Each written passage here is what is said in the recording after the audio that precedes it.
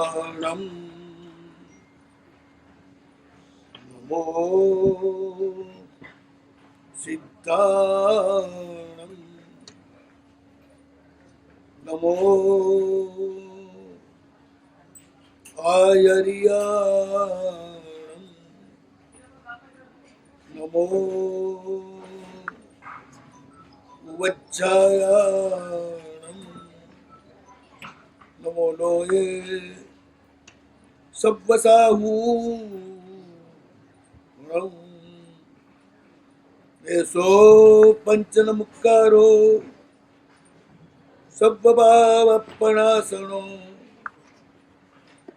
मंगलानं च सव्वेसिं परमं भवै मंगलम् जय जगजीव जोनि ज्ञानो जगगुरु जगानंदो जगनाहो जगबंधु जय जगप्रियामो भयवम् जय सुयाणौ पभवो तिक्तराणौ अपच्छिमो जय जय गुरुलोगाणौ जय माप्पा भावी ओंकार बिंदु संयुक्तम नित्यं ध्यायन्ति योगिनः कामदं मोक्षदं चैव ओंकाराय नमो नमः अज्ञानातिमिरौदानां ज्ञानाञ्जनशलाकया नेत्रमुन्मीलितं येन तस्मै श्री गुरवे नमः।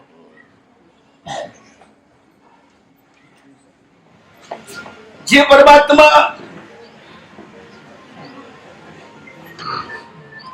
લગભગ 18 કોટી સાગરો પંપથી ત્રણેય લોક ઉપર ઉપકાર કરી રહ્યા છે, એમના સાનિધ્યમાં ચાતુર્માસ કરવું બહુ મુશ્કેલ છે. એટલે હું તો ક્યારેય કલ્પના નતો કરતો કે સંખ્યેશ્વર ચોમાસું કરીએ.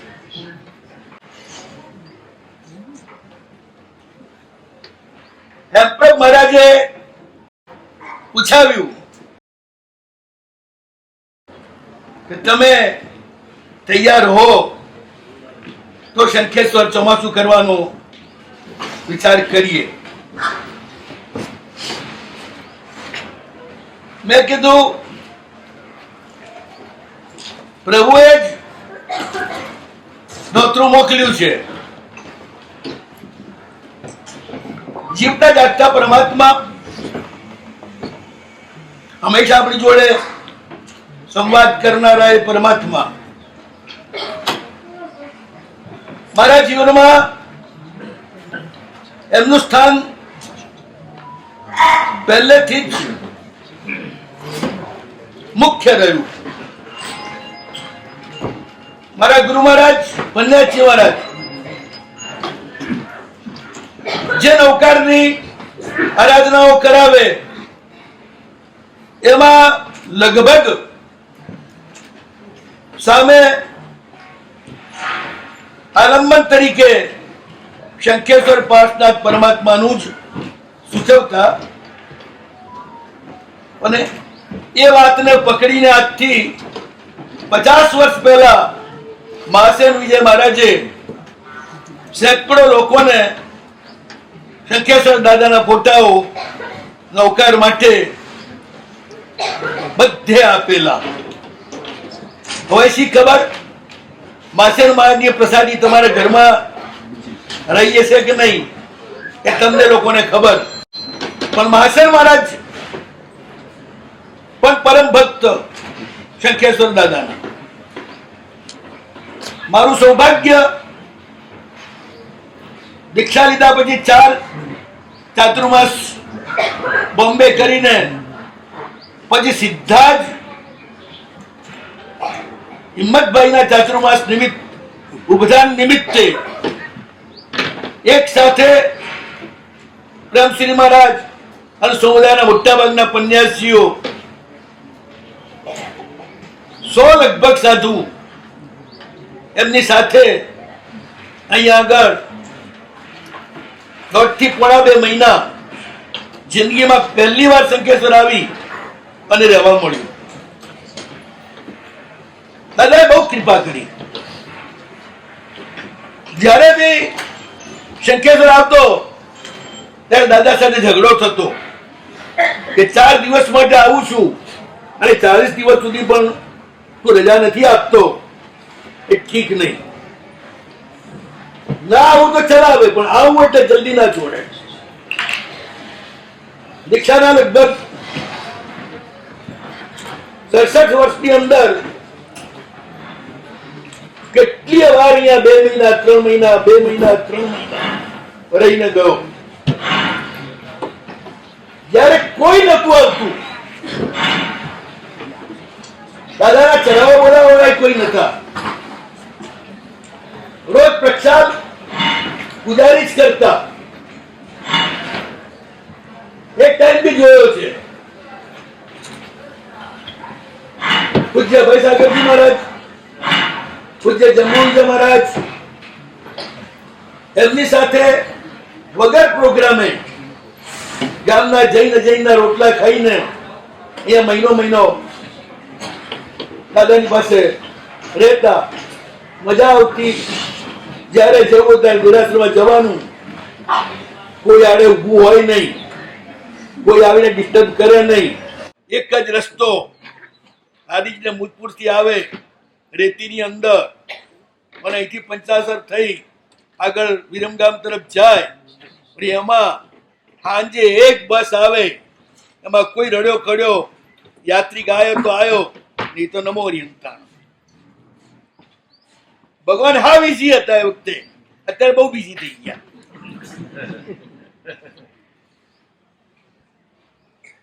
પણ પ્રભુ બધી જ ફરિયાદો એનો નિકાલ કરી દેતા. કોઈ પણ તકલીફ આવે પણ પ્રભુના પ્રભાવથી ટળી જતી. ઉપધાનની અંદર 100 સાધ્વીઓ તે જમાનામાં બહુ ઓછી હતી, અને એમાં પ્રેમ સુરીમાનો તો સમુદાય હતો જ નહીં સાધ્વીનો. એટલે કોઈ 5-7 સાધ્વી હોય તો ભલે, સાધુ 100 હતા, આરાધક 600 હતા. એમાં જીવાભાઈ શેઠ પણ ઉપધાનમાં બેઠેલા. લાકડા ગોતવા નીકળે. એક વાર એવી રીતે લાકડા ગોતવા નીકળેલા, વિરમગામ સુધી ગયા પણ ક્યાંય લાકડા મળ્યા નહીં. હવે શું કરવું? 700-800 માણસની રસોઈ, કે ગેસ તો હતા નહીં. 2013 ની આ વાત છે, લગભગ 68 વર્ષ થયા.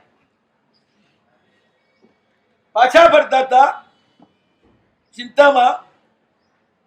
શંખેશ્વર થી 15-20 કિલોમીટર ઉપર 2 ખટારા એમને મળ્યા. 2 ખટારા પૂરા લાકડાથી ભરેલા. પૂછ્યું ક્યાં જાઓ છો? તો કે લાકડા વેચવા. તો અમારે જોઈએ છે. તો હાલો, ક્યાં જવાનું છે? શંખેશ્વર. આગળ જીપ વ્યવસ્થાપકોની, પાછળ ખટારા. અહીંયા આવી ગયા. આ કઈ નતું હો, દાદાના દરવાજાની બહાર જંગલ જ હતું. આ ધર્મશાળા એવું નહીં, ભોજનશાળા નહીં, માત્ર નીચેની જે ધર્મશાળા છે એ, અને આ ઉપરની ધર્મશાળા, 2 ધર્મશાળા. બાકી કશું મળે નહીં ક્યાંય. જે રહેવાનું છે બધું આમાં ને આમાં જ. આની બહાર કાંઈ નહીં. એકલા ખેતર હતા આ બાજુ. તો તમારા આ બધા જે કેપી સંઘવીના આ બધા જે મહેલો ઉભા છે ને, એ તો મારી આને માટેની જગ્યા હતી એ વખતે. સમજ્યા ને? બધી જગ્યા જંગલ પડી હતી. અહીં સુધી ખટારા આવ્યા, ખાલી કર્યા લાકડા. હિંમતભાઈએ કહ્યું, ઉભા રહેજો, પૈસા લઈને આવું છું પેમેન્ટ આપવા. એ આવ્યા પેમેન્ટ લેવા. બહાર જઈને જુઓ તો કોઈ ખટારો ને કોઈ બીજું. તપાસ કરી તો બસ 50 ડગલા સુધી ખટારાના ટાયરના ચિહ્ન દેખાણા, પછી અદ્રશ્ય થઈ ગયા. કોણ આપી ગયું, કોણ કરી ગયું, કઈ ખબર ના પડી.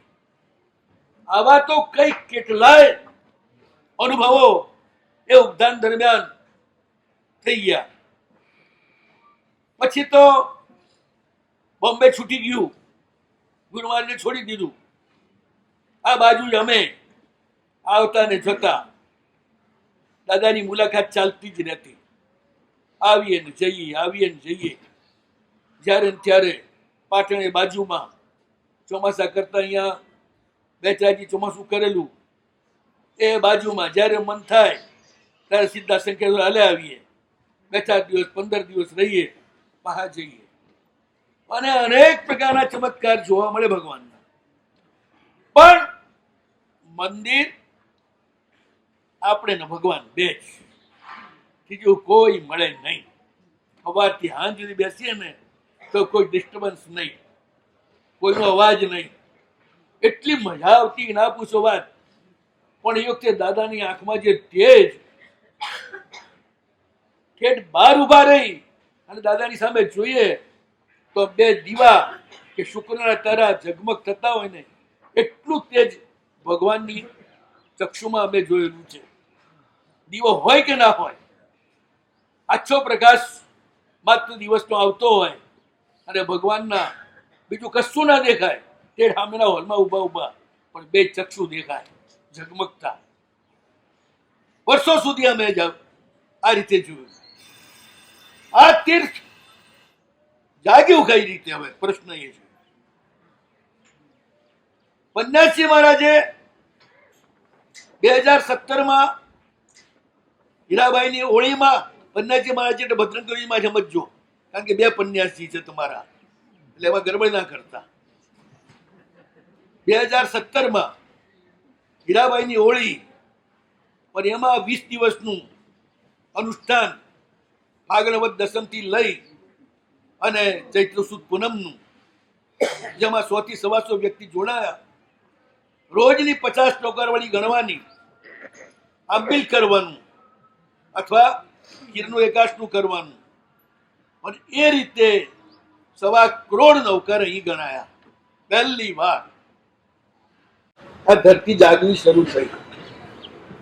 2025 અભયસાગરજી મહારાજે और વિશેષ અનુષ્ઠાન સાથે પાછું આજ અનુષ્ઠાન કરાવ્યું 20 દિવસનું.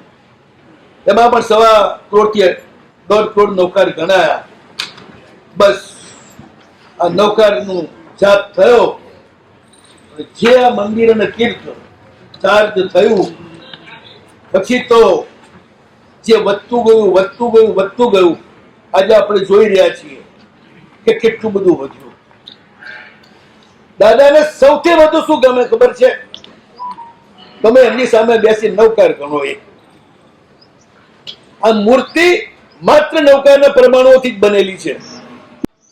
એક ભાઈએ ગુનો કરેલો દાદાનો, દાદાએ જબરદસ્ત દંડ આપ્યો એને. પછી હેરાન પરેશાન થઈ ગયો. દાદાએ નામ આપેલા ગુરુ મહારાજ પાસે ગયો, કહ્યું કે મારે શું કરવું? ત્યારે એમને સંભળાવી દીધું કે દાદાએ દંડ આપ્યો છે તને 10 લાખ નૌકાર ગણ. દાદાની સામે કે ભાઈ રોજ 100 નૌકાર વાળી ગણતા. એ વખતે બી હું અહીંયા આવેલો, એ ભાઈ ભટકાઈ ગયા.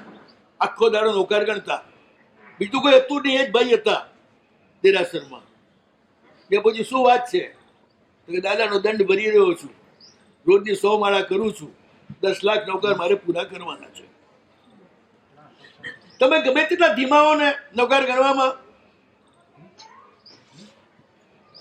પોણો કલાક લાગે એક નોકરવાળી ગણતા તમને.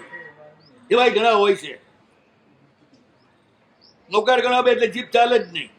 બાકી આખી દુનિયાની વાતો ફટાફટ જીપ ચાલે. પણ દાદાની સામે શરૂ કરી દે તો ધીરે ધીરે દાદા એની જીભને ઠીક કરી દે. ફટાફટ જે નૌકાર શરૂ થાય ને છેલ્લે 1 મિનિટની એક માળા એ સ્પીડે પહોંચી જાય. એકે અક્ષર ખાઈ ના જાય, એકે પદ ખાઈ ના જાય.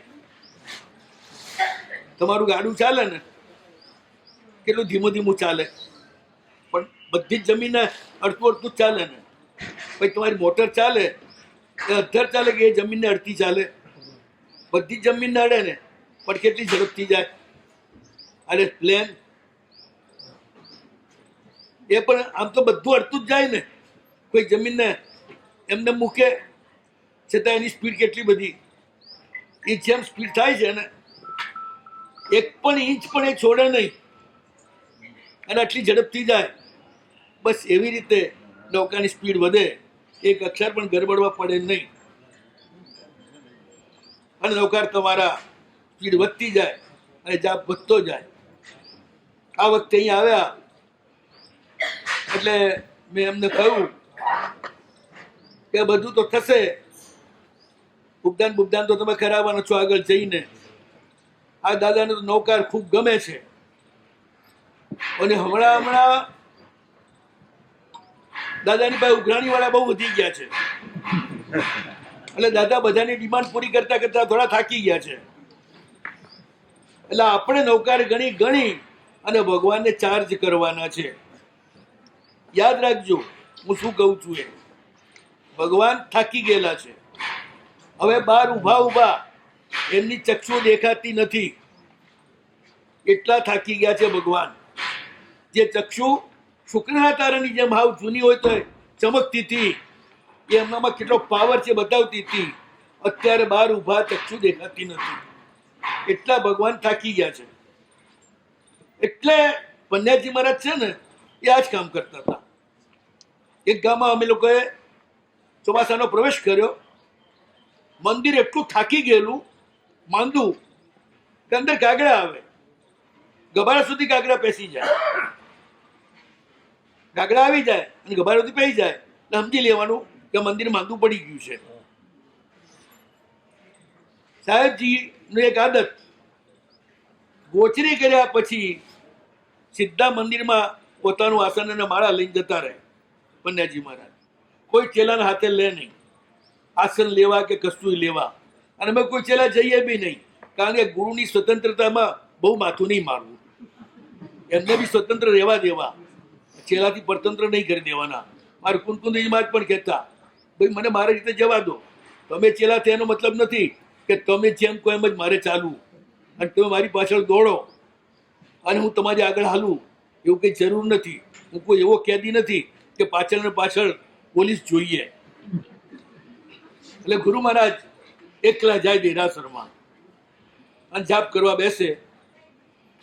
2 મહિના ગુરુ મહારાજ 1 કલાકના જાપ ચાલ્યા, કાગડા આવતા બંધ થઈ ગયા. એ બુરીશ્વર સ્વામી એમની ચક્ષુ હાવ મ્લાન થઈ ગયેલી, બહારથી પણ દેખાય નહીં. પણ 2 મહિના પછી ઠેઠ દરવાજાની બહાર ઉભો જોઉં તો ભગવાનની આંખમાં એટલું તેજ કે તારાની જેમ ચમકે. 2 મહિનામાં આખું મંદિર અને ભગવાનને ગુરુ મહારાજે ચાર્જ કરી દીધા. પન્યાજી મહારાજ કે જંબુવિજય મહારાજ કે કલાપુરસુરી મહારાજ જેવા ગાડાઓ ભગવાનને જઈને અડે ને એટલે તમારે 1.5 દાવે અડવાનું નહીં કોઈ સાધુ સાધ્વીએ, કારણ કે એ લોકો ચાર્જ કરવા જતા હોય છે અને તમે તો એનું ચાર્જિંગ ઓછું કરવા જતા હો. તમને અડવાનો અધિકાર નહીં કોઈ સાધુ સાધ્વીને. એ અભાવોને જ અડવાનો અધિકાર કે ભગવાને ચાર્જ કરી દે. ભગવાન અશક્ત થયા હોય તો એમનામાં શક્તિ પૂરી દે, પ્રાણ પૂરી દે.